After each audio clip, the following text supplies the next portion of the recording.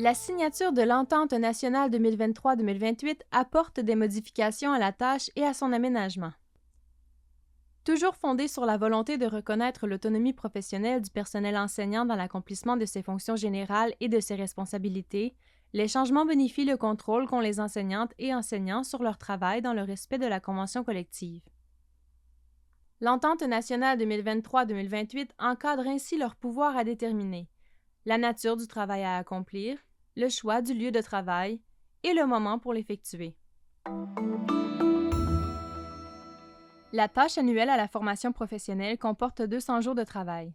La semaine régulière de travail est de 5 jours du lundi au vendredi et comporte en moyenne 32 heures ou son équivalent sur une base annuelle de 1280 heures. Avec la Convention collective 2023-2028, les enseignantes et enseignants sont dorénavant tenus d'être présents à l'école en moyenne pour l'année scolaire 2024-2025, 29 heures par semaine ou son équivalent sur une base annuelle de 1160 heures et 3 heures par semaine, 120 heures annuellement, à effectuer au lieu déterminé par l'enseignante ou l'enseignant et pouvant être accompli en dehors de l'amplitude. Pour l'année scolaire 2025-2026, 28 heures par semaine ou son équivalent sur une base annuelle de 1120 heures et 4 heures par semaine, 160 heures annuellement, à effectuer au lieu déterminé par l'enseignante ou l'enseignant et pouvant être accompli en dehors de l'amplitude. À compter de l'année scolaire 2026-2027, 27 heures par semaine ou son équivalent sur une base annuelle de 1080 heures et, sous réserve du temps requis pour les 10 rencontres collectives et les 3 premières réunions avec les parents, les 200 heures prévues d'ATP à effectuer au lieu déterminé par l'enseignante ou l'enseignant et pouvant être accomplies en dehors de l'amplitude. La tâche annuelle se divise en 2 grandes catégories d'activités.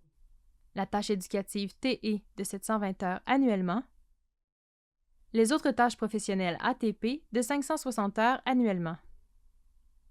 Elle est établie à la suite de 2 étapes de consultation. La consultation de l'organisme de participation au niveau de l'école et la consultation individuelle. La consultation collective. L'organisme de consultation et de participation des enseignants est consulté dans le cadre de la répartition des fonctions et des responsabilités sur les activités de la tâche éducative, autres que les cours et leçons, et le temps nécessaire à la réalisation de chacune d'entre elles sur une base annuelle. Les autres tâches professionnelles inhérentes à la fonction enseignante, excluant le travail à accomplir déterminé par l'enseignant, et le temps nécessaire à la réalisation de chacune d'entre elles sur une base annuelle. Consultation individuelle.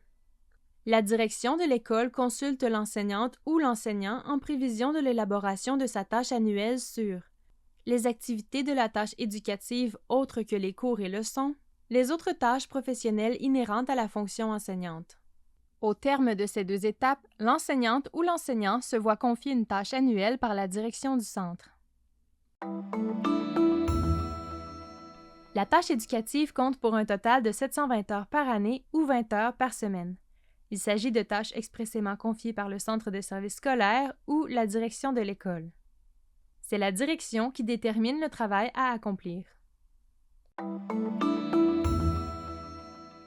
La deuxième catégorie d'activités est composée par les autres tâches professionnelles ATP. Celle-ci compte pour un total de 560 heures par année ou 12 heures par semaine et comprend les activités professionnelles suivantes. Le temps nécessaire pour la surveillance de l'accueil et des déplacements, le tout en conformité avec les dispositions locales. Le temps consacré aux journées pédagogiques. Les autres tâches confiées à l'enseignante ou l'enseignant en vertu des dispositions nationales ou locales, par exemple la participation à des comités, les rencontres de niveau et les échanges avec d'autres membres du personnel. Le temps prévu pour le travail déterminé par l'enseignante ou l'enseignant, etc. Les autres tâches professionnelles sont assignées par la direction, c'est-à-dire que c'est la direction qui détermine le travail à accomplir pour un maximum de 360 heures.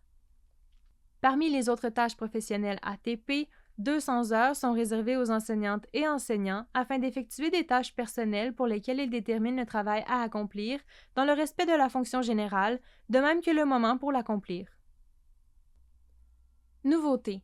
De ces 200 heures d'ATP, à l'exception du temps requis pour les 10 rencontres collectives et les 3 premières réunions avec les parents, une moyenne de 3 heures par semaine, 120 heures annuellement pour l'année scolaire 2024-2025, 4 heures par semaine, 160 heures annuellement pour l'année scolaire 2025-2026, peuvent être effectuées au lieu déterminé par l'enseignante ou l'enseignant et peuvent être accomplies en dehors de l'amplitude. À compter de l'année scolaire 2026-2027, sous réserve de temps requis pour les 10 rencontres collectives et les 3 premières réunions avec les parents, les 200 heures prévues d'ATP seront effectuées au lieu déterminé par l'enseignante ou l'enseignant. Présence à l'école. L'horaire de travail devra respecter l'amplitude hebdomadaire. Les heures de la semaine régulière de travail se situent dans une amplitude hebdomadaire de 35 heures. L'horaire de travail comprend uniquement les activités professionnelles récurrentes déterminées par la direction où la présence de l'enseignante ou l'enseignant est requise à un moment précis, comme la présentation de cours et leçons ou la surveillance de l'accueil et des déplacements.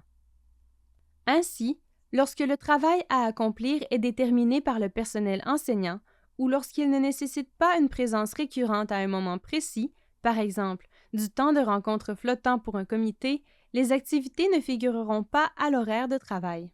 Pour les activités ne figurant pas à l'horaire de travail, la personne enseignante détermine les moments de leur accomplissement parmi ceux qui ne sont pas déjà assignés par la direction de l'école.